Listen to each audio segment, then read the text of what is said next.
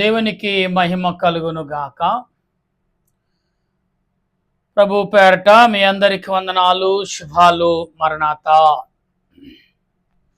ప్రభునందు ప్రియా దేవుని బిడ్డలారా, ఈ ఉదయకాల సమయంలో ప్రభు యొక్క ఆలోచన క్రియలు, తలంపులు అనేక రకాలుగా ఉన్నప్పటికీ దేవుడు మన పట్ల అనేకమైన రీతిలుగా మనకు ఆదరణ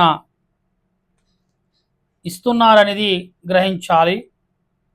ఈ సమయంలో దేవుని వాక్యము నిమిత్తం ప్రార్థన చేసుకుందాం. సాయంకాల పూట మహోన్నతుడా, మహాగణుడు అయిన మా దేవా, నీకు వందనాలు.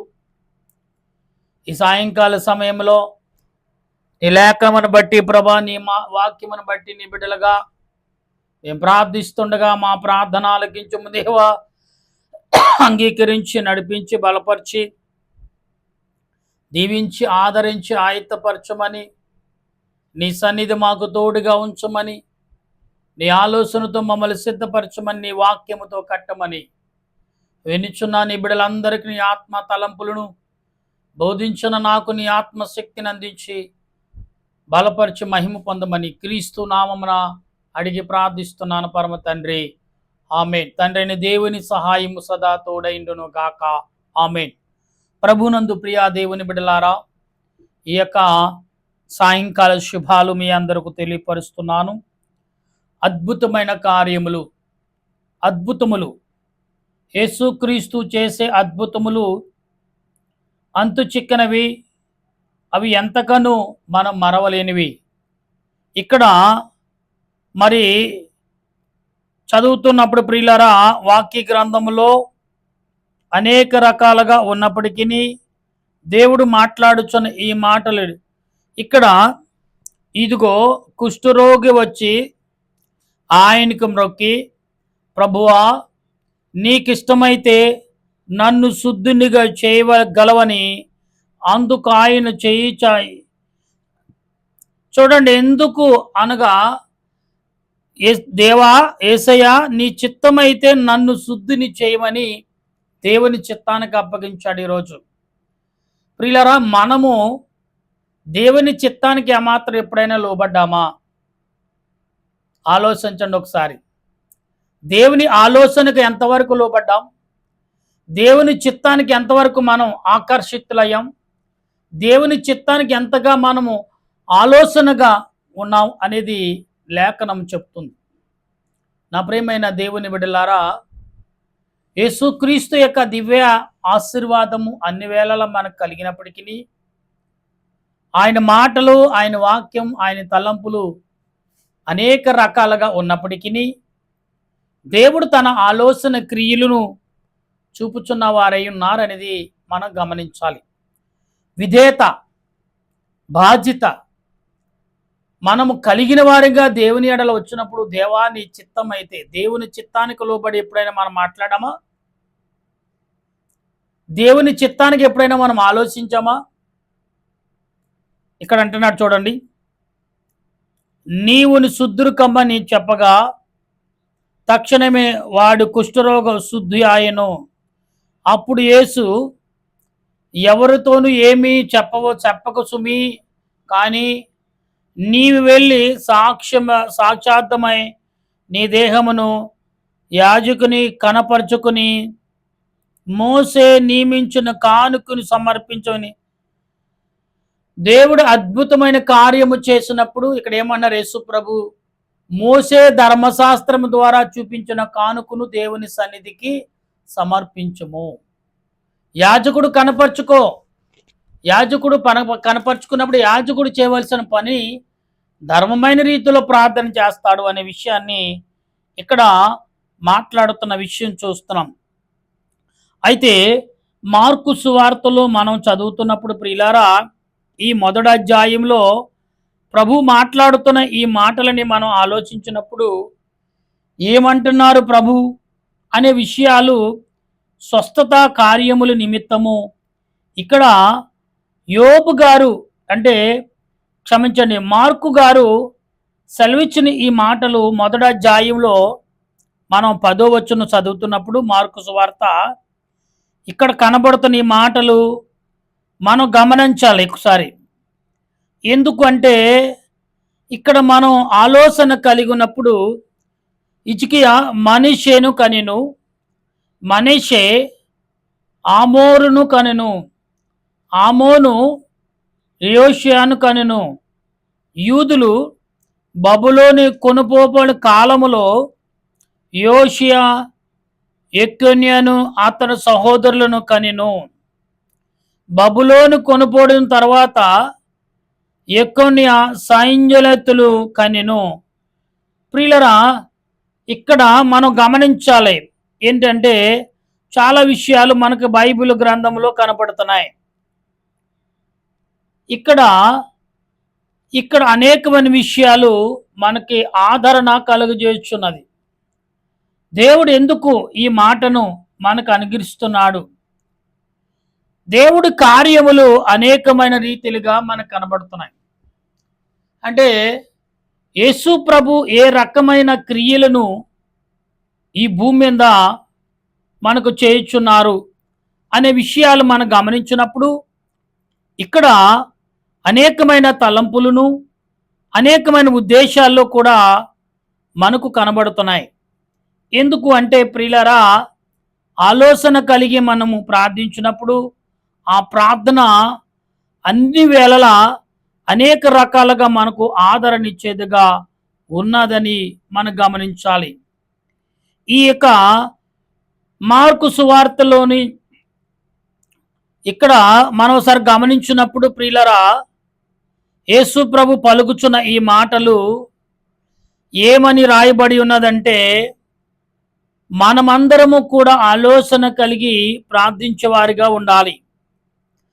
ఎందుకంటే ఇక్కడ ప్రభువు మాట్లాడుచున్న మాటల్ని మార్కు సువార్త 10వ అధ్యాయం 45వ వచనంలో మనిషి కుమారుడు పరిచారం చేయుటకు రాలేదు గాని పరిచారము చేయుటకును అనేకులకు ప్రతిగా విమోచన క్రయధనముగా తన ప్రాణమును ఇచ్చుటకు వచ్చెనని వారు యెరికో పట్టణమునకు వచ్చిరి.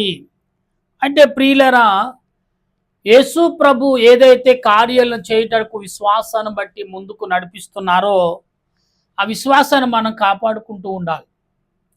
లేకపోతే మనం అల్ప విశ్వాసుల వలె మారిపోతామనేది లేఖనం చెప్తుంది.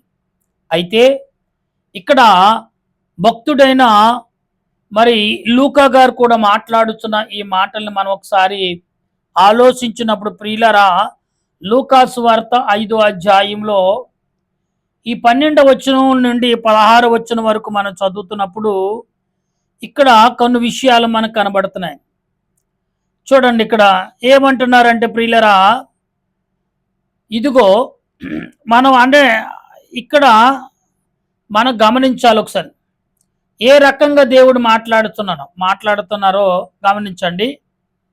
ఇక్కడ ఏమంటున్నారు, ఆయన పట్టణంలోకి ఉన్నప్పుడు ఇదిగో కుష్ఠరోగముతో నిండిన ఒక మనుషుడు వండిను.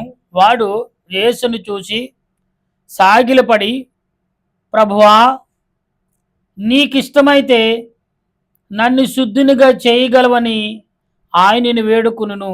అప్పుడు ఆయన చెయ్యి చాపి వానిని ముట్టి, నాకిష్టమే, నీవు శుద్ధుడు కమ్మని అనగానే కుష్ఠరోగం ఆయన విడిచి వెళ్ళెను. అప్పుడు ఆయన, నీవు ఎవరితోనూ చెప్పక వెళ్ళి వారికి సాక్షాత్తమై నీ దేహమును యాజకునికి కనపరుచుకుని నీ శుద్ధుడైనందుకు మోసే నియమించినట్లు కానుకలు సమర్పించను ఆజ్ఞాపించను. అయితే ఆయనను గూర్చిన సమాచారము మరి ఎక్కువగా వ్యాపించెను. బహుజన సమూహమును ఆయన మాట వినుటకును తమ రోగములను కుదుర్చుటకును కూడి వచ్చుచుండ్రి. ఆయన ప్రార్థన చేయుటకు అరణ్యములకు వెళ్ళుచుండెను. ప్రియులరా, యేసుక్రీస్తు అద్భుతమైన కార్యములు చేసేవాడే. కానీ ఇక్కడ ఈ కుష్టి రోగిని యేసు ప్రభు ఎలాగా నువ్వు శుద్ధుడు కమ్ము, నాకు ఇష్టమే ఎందుకన్నారంటే అతడు పశ్చాత్తాపంతో దేవుని ఎదుట ప్రాధేయపడుతున్నాడు. పశ్చాత్తాపంతో ఆయన దేవుని ఎదుట మొరపెట్టాడు.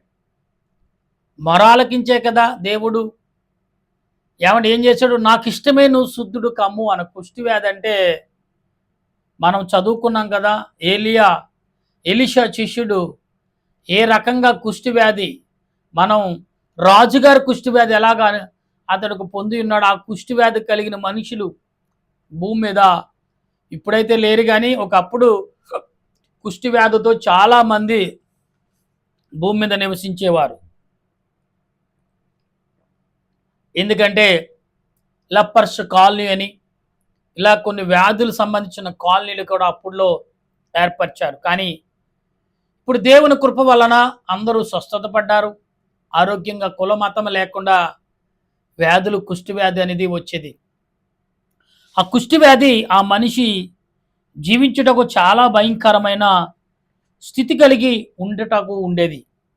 అయితే ఇక్కడ దేవుడు ఎందుకు ఈ మాటలు పలికాడు, నాకిష్టమే దేవా నువ్వు శుద్ధుడు చేయగలవు, చేసే శక్తిమంతుడు అని గ్రహించాడు. ఎవరి వల్ల కానిది యేసుప్రభు వల్ల అవుతుందని అతడు సాక్ష్యం ఇస్తున్నాడు.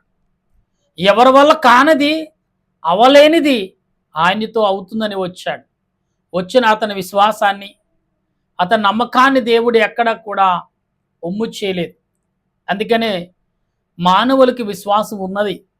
ఆ విశ్వాసం అనే ముళ్ళు మర్మము అటు ఆలోచన దేవుడే నిలుకొలిపాడు. అందుకని నీ విశ్వాసమును త్రొట్టెలకుండా, కోల్పోకుండా దేవుడు కాపాడుతూనే ఉన్నాడు ప్రియులారా. అయితే మనము ఏ రకమైన ఆలోచనలోకి కొనసాగుతున్నాం, ఏ రకమైన ఆలోచనలోకి మనం సాగి ముందుకు వెళ్తున్నాం అనే విషయాన్ని మనం చదువుతున్నప్పుడు ప్రియులారా, మత్తయి సువార్త 4వ అధ్యాయంలో 24 వచ్చి మనము గమనించినప్పుడు మనం గమనించాలి. ఇక్కడ అనేకమైన విషయాలు మనం ఇక్కడ చాలా విషయాలు కూడా బైబిల్ గ్రంథంలో కనబడుతున్నాయి. యేసు ప్రభు అనేకమైన క్రియలు చేయుచున్నప్పుడు ఇక్కడ యేసు సమాజ మందిరములో దేవుని రాజ్యము గూర్చిన సాక్ష్యం ఇస్తున్నాడు. ఏమని? సువార్తను ప్రకటించుచు ప్రజలలోని ప్రతి వ్యాధిని, రోగమును స్వస్థపరచుచు గలిలయ అంతటా సంచరించెను. ఆయన కీర్తి సిరియా దేశమంతటా వ్యాపించెను. నానా విధముల రోగముల చేతను, వేదనల చేతను పీడింపబడిన వ్యాధిగ్రస్తులందరినీ, దెయ్యము పట్టిన వారిని, చాంద్ర రోగులను, పక్షవాయు గలవారును వారు ఆయన యొద్దకు తీసుకుని రాగా ఆయన వారిని స్వస్థపరిచెను. ప్రియులారా, ఇక్కడ యేసు ప్రభు ఎందుకు ఈ కార్యం చేస్తున్నాడంటే, ఆనాడు యేసు ప్రభు లోకానికి రావటం మొదట వ్యాధికస్తులని, రోగిష్ఠులని, బలహీనులను లేకుండా చేశాడు. ఆయన తర్వాత, ఆయన ఈ లోకానికి వచ్చిన తర్వాత వ్యాధులు అంతరించిపోతూనే ఉన్నాయి. ఆనాడు వ్యాధులు సృష్టించాడు దేవుడు. ఎవరి దగ్గర అంటే 10 వ్యాధులు ఇశ్రాయేలు ప్రజలను బాధ పెట్టిన ఐగుప్తు ప్రజలకు. ఈనాడు దేవునికి వ్యతిరేకంగా మాట్లాడే మనుషులు కానీ, ఆనాడు కాలంలో, పాత కాలంలో పండితులైన వారు, వారి యొక్క అధికారం కొరకు, వారి మాట కొరకు వారు అందరినీ బానిసలుగా చూడాలని ఆలోచనతో ఉండి ఏం చేశారంటే, కొన్ని ఆహారాలను సృష్టించి, కొన్ని వ్యాధులను సృష్టించి, వ్యాధులతో ముద్రించి ఊరు బయటికి, ఊరు వెలుపలికి గెంటేసేవారు ఆనాడు కాలంలో. కాబట్టి ప్రియులారా, యేసు ప్రభు వచ్చిన తర్వాత భూమి మీద వ్యాధికస్తుడనే వాడు కంటిలో మరుగైపోతూనే ఉన్నాడు. అంటే ప్రతి వ్యాధికస్తుడి యొక్క మొర దేవుడు వింటున్నాడు, వినగలడు, వినేవాడు అని మనం గ్రహించేవారుగా ఉండాలి. ఎందుకంటే దేవుడు ఏ రకమైన కార్యములు చేసినా అది మనుషులకి విముక్తి అనే విషయాన్ని మనం మర్చిపోకూడదు ప్రియులారా. ఎందుకంటే ప్రభువు చెప్పే ప్రతి మాట ఆలోచించే మాటగానే మనకు కనబడుతుంది. అయితే ఇక్కడ కొన్ని విషయాలను మనం అర్థం చేసుకున్నప్పుడు యేసు ప్రభు మాట్లాడుతున్న ఈ మాటలన్నీ కూడా మనము గమనించాలి ఒకసారి. ప్రియులరా, దేవుడు తన కార్యములు చేయుచున్నప్పుడు యేసుక్రీస్తు చేసే కార్యములు ఆయనను కనుగొని అందరిని వెతుకుచున్నారని ఆయనతో చెప్పగా, ఆయన ఇతర సమీప గ్రామములకు నేను ప్రకటించినట్లు వెళ్ళుదుము రండి అని, ఇందు నిమిత్తమే కదా నేను బయలుదేరి వచ్చితేనని వారితో చెప్పెను.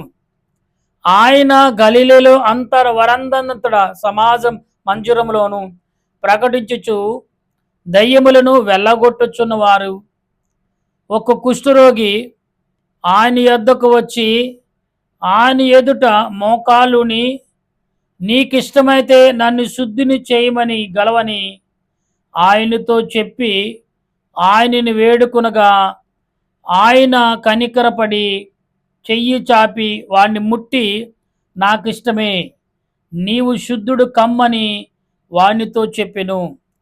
వెంటనే కుష్ఠరోగం విడిచి వెళ్ళినందుకు. ప్రియులారా, ఇక్కడ మోసే నేమ్ అంటే ఇక్కడ అనేక విషయాలు మనం చదువుకున్నట్టుగానే ఇక్కడ మోసే ధర్మశాస్త్రమును చెల్లించవని ఇక్కడ ఏమన్నా ఖండితముగా 44వ వచనం మాట్లాడుతున్న మాటలు, ఖండితముగా ఆజ్ఞాపించి వెంటనే వాణిని పంపివేసెను.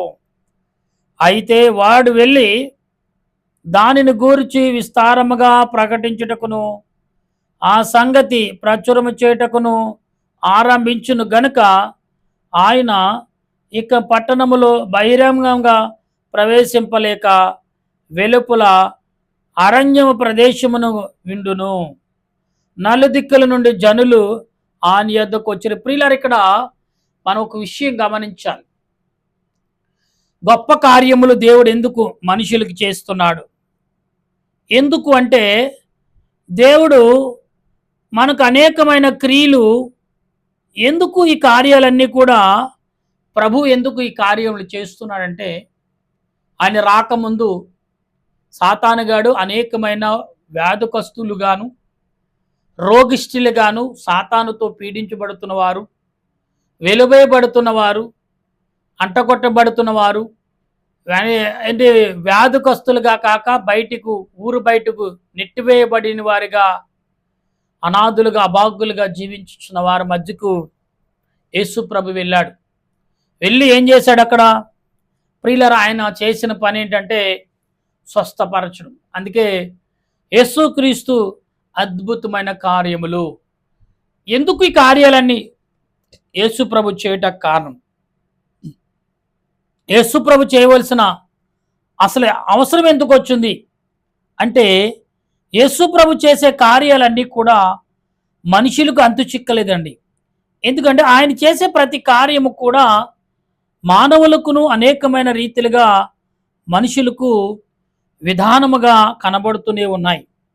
అయితే ఈ 4వ అధ్యాయంలో లూకాసు వార్తలో మనం గమనించినప్పుడు ప్రియులారా, యేసు ప్రభు ఏ కార్యములైతే భూమి మీద చేశాడో మనము గమనించినప్పుడు యేసు ప్రభు ఆత్మ సంబంధమైన క్రియలు మనం గమనించాలి ఇక్కడ. ఎందుకంటే మనము దెయ్యములు నీవు దేవుని కుమారుడు అని కేకలు వేసి అనేకులను వదిలిపోయెను, ఆయన క్రీస్తు అని వాటికి తెలుసును గనుక ఆయన వాటిని గద్దించి వాటిని వాటిని గద్దించి వాటి మాట్లాడనీయలేదు. అయితే ఇక్కడ 42వ వచనం కూడా, ఆయన బయలుదేరి అరణ్య ప్రదేశములకు వెళ్ళెను. జనసమూహము ఆయనను వెతుకుచు ఆయన యొద్దకు వచ్చి తమ్మును విడిచిపోకుండా ఆపగా, ఆయన నేను ఇతర పట్టణములో దేవుని రాజ్య స్వార్థను ప్రకటింపవలనని ఇందు నిమిత్తమే నేను పంపబడుతుని వారితో చెప్పెను. ప్రియులారా, యేసు ప్రభు మనకు ఆరోగ్యవంతులకే కాదండి, దెయ్యం పట్టిన వారికి, కుష్ఠరోగులకు, బలహీనులకు, అనారోగ్యమంతులకు ఆయన అన్నారు కదా, ఏమని? బలహీనుడికే రోగం అవసరం, డాక్టర్ అవసరం, ఆరోగ్యమంతుడుకు అవసరం లేదు అనే మాటను రోగిష్ఠకు వైద్యం అవసరం, ఆరోగ్యమంతుడికి వైద్యం ఎందుకు అనే రీతిలో అంటే ఆయన చేయటి కార్యాలంటేనే మనిషికి ఎప్పుడు ఇంకెన్నడూ వ్యాధి లేకుండా దేవుడు తన పిల్లలను తన పరలోక వారసులని ఈ లోకంలో సిద్ధపరుస్తాడనేది ఇక్కడ యేసు ప్రభు సిద్ధపరిచినట్టుగా మనకు కనబడుతుంది. నిజమేనండి. అద్భుతమైన కార్యాలను చూడటం కాదు, దాంట్లో పాలు పంచుకోవడం కూడా అదృష్టమే. కాబట్టి ఈ రోజున అటువంటి పాలు పంచుకునే మనసును ఆ పరిశుద్ధాత్మ దేవుడు నీకు నాకు మనందరకు అందించి గొప్ప నడిపింపులో ఆయన ఆలోచనలోకి ముందుకు నడిపించి ఆదరించినట్లుగా దేవదేవుడు మనకు తోడై ఆయన రాకడకు సిద్ధపరచును గాక. ఆమేన్. ప్రార్థన చేసుకుందాం. దయగల మా దేవా, నీ కొందనాలు ఒక 20 నిమిషాలు.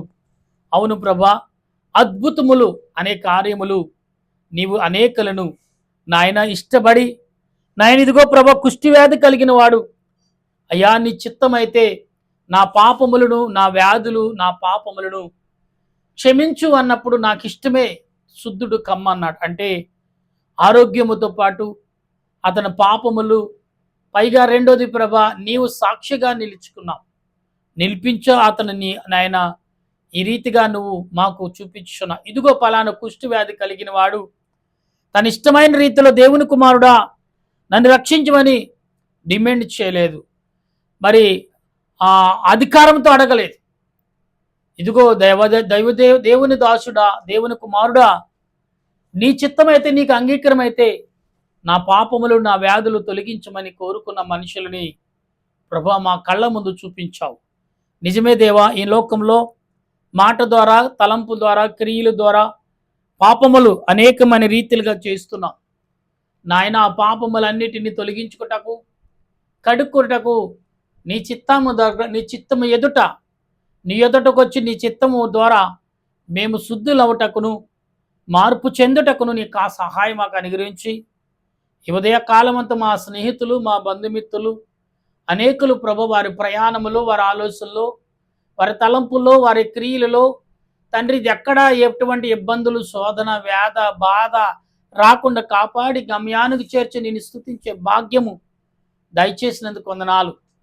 ఈ సమయంలో ప్రభా ఎందరూ ఏ రీతిగా నువ్వు ఏర్పరచుకున్నావో, ఎందరిని ఏ రీతిగా నువ్వు బలపరచునన్నావో అటు రీతిలో బలపరిచి నీ వాక్యముతో నింపి బలపరిచి ఆదరించమని ఆత్మరక్షణకర్తను యేసుక్రీస్తు యొక్క దివ్యమైన నామములో అడిగి బ్రతిమాలి ప్రార్థిస్తున్నాను మా పరమ తండ్రి. ఆమేన్. పరలోక మా పరమ తండ్రి, నామను పరిశుద్ధపరచునగాక, నీ రాజ్యం వచ్చునగాక, నీ చిత్తం పరలోకమందు నెరవేరినట్లు భూమి మీద నెరవేరిన గాక. మనుదుడు మాకు దయచేయము. మళ్ళీ ప్రార్థన చేసిన వారిని క్షమించిన ప్రకారం మా ప్రార్థనలు క్షమించము. శోధనకి తప్పించము. రాజ్యము, శక్తి, మహిమా నిరంతర నీవు నావు తండ్రి.